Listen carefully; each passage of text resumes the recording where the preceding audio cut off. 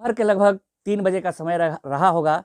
एक delivery boy आता है, घर की घंटी बजाता है और जब घर की घंटी बजती है तो एक महिला बाहर निकलती है और पूछती है कि क्या बात है भैया? तो डिलीवरी बॉय कहता है कि मैडम आपका पार्सल है। पार्सल देकर सिग्नेचर कराता है और सिग्नेचर कराने के बाद जब चलने के लिए होता है तो पूछता है कि मैडम साहब घर पर हैं या ड्यूटी गए हैं? महिला कहती है कि साहब तो ड्यूटी गए हैं। डिलीवरी बॉय बोलता है कि मैडम बहुत ज़ोरों से प्यास लगी है, कृपया 1 गिलास पानी मिल सकता है क्या? महिला बोलती है कि क्यों नहीं, अंदर आ जाओ। जब डिलीवरी बॉय अंदर घर के अंदर जाता है तो उसका जब तक मन करता है तब तक घर में रहता है, जो मर्जी वो करता रहता है। इसके बारे में अड़ोसी-पड़ोसी किसी को कोई खबर नहीं होती, कोई शक नहीं होता है, कोई शुबा नहीं होता है।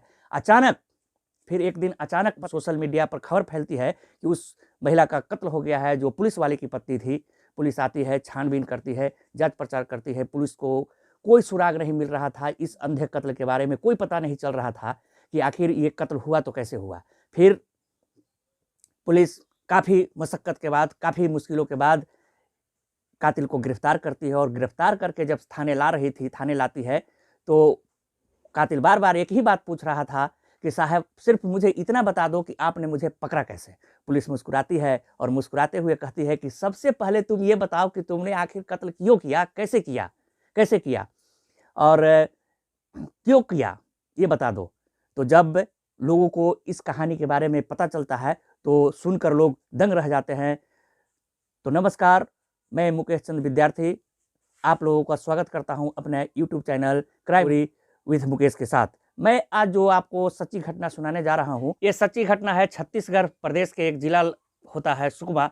उसी जिला में पुलिस वाले का नाम शिशुपाल होता है। वो वहाँ पे डॉग हैंडलर के पद पर कार्यरत था। वो अपनी पत्नी को बार-बार फ़ोन करता है, ट्राई करता है, लेकिन कोई जवाब नहीं मिलता है। वो उसकी पत्नी रायपुर के एक विधानसभा क्षेत्र होता है, वो पुलिस कॉलोनी होता है। पुलिस कॉलोनी के ब्लॉक नंबर 1 गली नंबर 4 में उसकी पत्नी रहती है, जिसका नाम जॉली होता है। और वो बार-बार अपनी पत्नी को फ़ोन कर रहा था, लेकिन उसकी पत्नी कोई जवाब नहीं देती है।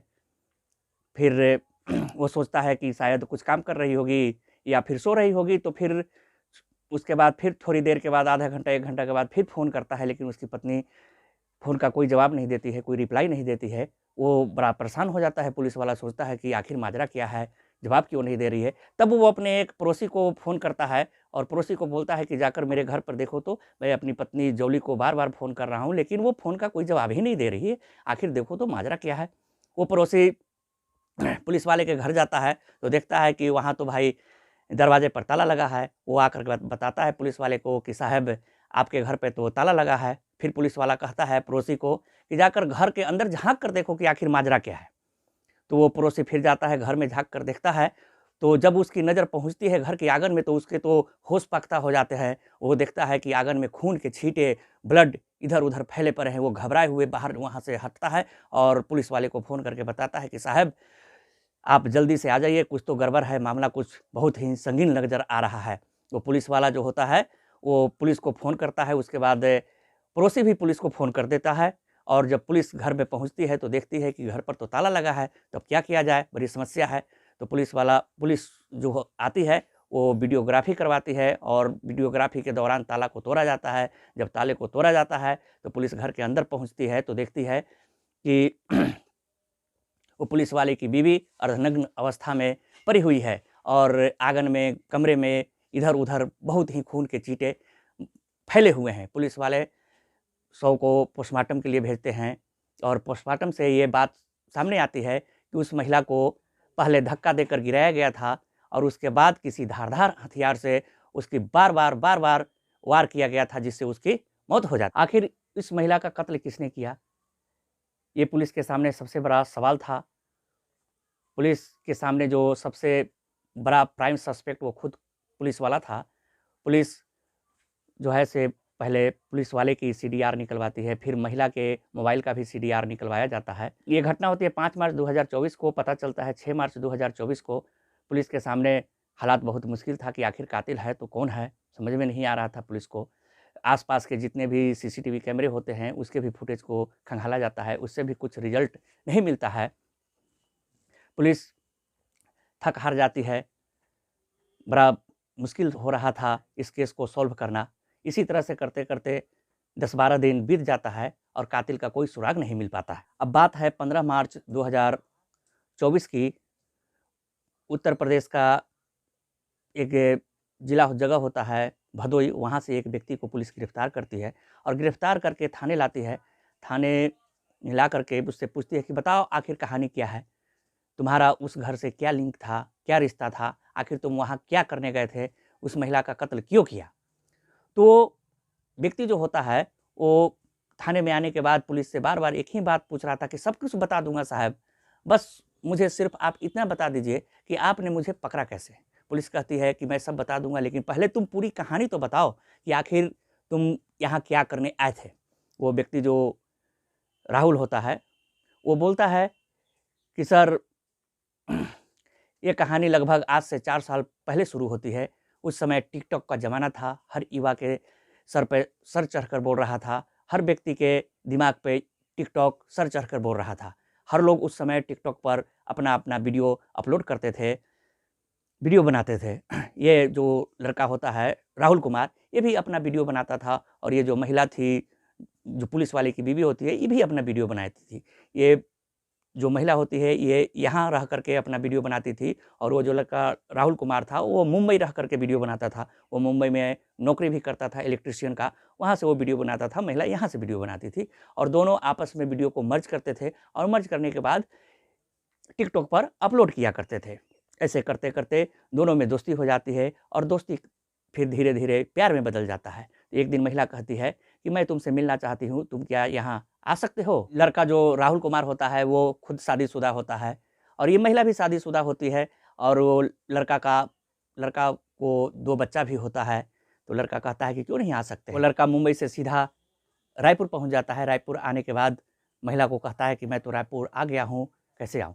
तो महिला बोलती है कि ये जो मैं रहती हूँ जहाँ ये पुलिस कॉलोनी है, यहाँ पे आना रिस्की हो जा सकता है, किसी को पता चल सकता है। तो लड़का जो है से एक यूनिफ़ॉर्म खरीदता है, वो जो यूनिफ़ॉर्म होता है वो डिलीवरी बॉय का होता है। वो डिलीवरी बॉय का यूनिफ़ॉर्म पहनकर महिला के घर पहुँचता है और महिला के जब घर आता है तो दोनों अपना हँस रहते हैं, टाइम बिताते हैं एक-दूसरे के साथ और अपना शारीरिक संबंध भी बनाते हैं। इस तरह से फिर लड़का चला जाता है और इस तरह से बीच-बीच में वो लड़का बार-बार आता था और पड़ोसियों को कोई खबर नहीं होता था, कोई जानकारी नहीं होता था कि ऐसा कुछ हो रहा है। ये लगभग 4 सालों से ऐसा ही होते आ रहा था और ये बात होती है 5 मार्च 2024 की।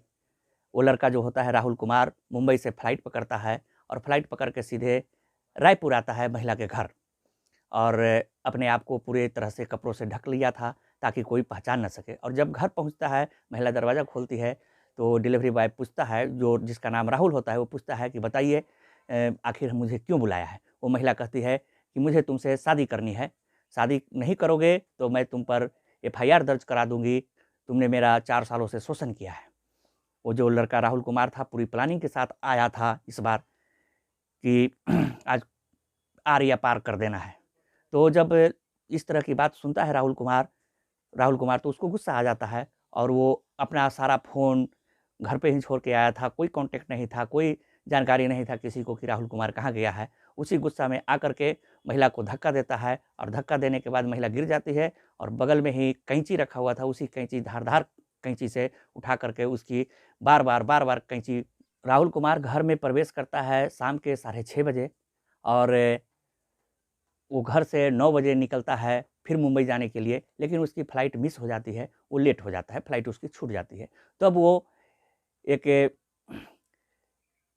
एलसीडी एक्सप्रेस से भुसवंडी पहुँचता है, वहाँ से कामनी एक्सप्रेस पकड़कर वो अपने गाँव भदोई पहुँचता है और भदोई में वो चला जाता है। वो सोच रहा था कि मुझे तो कोई पकड़ ही नहीं सकता क्योंकि हमने तो कोई सुराग छोड़ा ही नहीं है, किसी तरह का कोई कॉन्टैक्ट नहीं किया है, कोई बात नहीं किया है, सारा जो भी बातचीत हमने किया है वो सब सोशल मीडिया से किया है, तो किसी को कोई शक नहीं थे। वो लड़का जो था से बहुत ही निश्चिंत इत्मीनान के साथ अपने घर पे रह रहा था। लेकिन फिर भी पुलिस उसे पकड़ लेती है और गिरफ्तार करके थाने ले आती है। तो सारा वाक़या राहुल कुमार अपना बताता है। उसके बाद पूछता है कि बताइए सर, हमने तो सारी कहानी आपको बता दी, अब आप बताइए कि मुझे आपने पकड़ा तो पकड़ा कैसे? मैंने तो कोई सुराग छोड़ा ही नहीं था। पुलिस वाले कहते हैं कि ये बात सही है, लेकिन तुम अब जो अपने तुमने जो फ्लाइट का टिकट कटवाया था, उस फ्लाइट से जो आया है उससे फ्लाइट वाले ने तुमको एक टिकट दिया था जो तुम उस घर में भूल गए थे।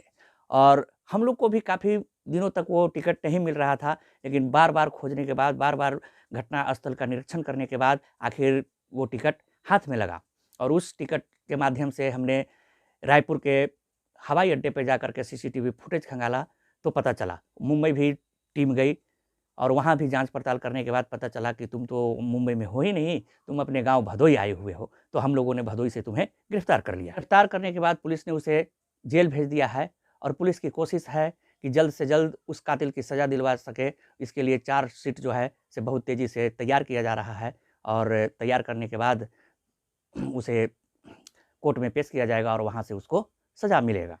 साथ ही जो पुलिस वाले पे शक था, तो इससे पता चलता है कि उसका कोई इसमें हाथ नहीं था, उसमें उस पुलिस वाले की कोई दोष नहीं था। ये मामला था ये टिकटॉकर फ्रेंड का और इस महिला के बीच। दरअसल में पुलिस वाले और पुलिस वाले की बीवी जो जौली होती है, वो दोनों के बीच में लगभग 12 साल से विवाद चल रहा था क्योंकि उनको कोई बच्चा नहीं था। उसी बीच में ये राहुल कुमार टिकटॉक के माध्यम से इस महिला को मिलती है और दोस्ती से धीरे-धीरे मोहब्बत में बदल जाती है और उस मोहब्बत में आकर के महिला कहती है कि मैं तुमसे शादी करूँगी और उस शादी के दौरान जब ज़ोर ज़बरदस्ती होती है, लड़ाई झगड़ा होता है, तो उसी आवेश में, वही अक्रमता में ये राहुल कुमार जो है सजौली कुमारी की हत्या कर देता है। ये कहानी बताने के पीछे मेरा मकसद किसी को नुकसान पहुंचाना नहीं, किसी को ठेस पहुंचाने नहीं है, सिर्फ आप लोग को जागरूक करना है, आप लोग को बताना है। आप लोग होशियार रहें, सचेत रहें और अपना ख्याल रखें। जय हिंद, जय भारत।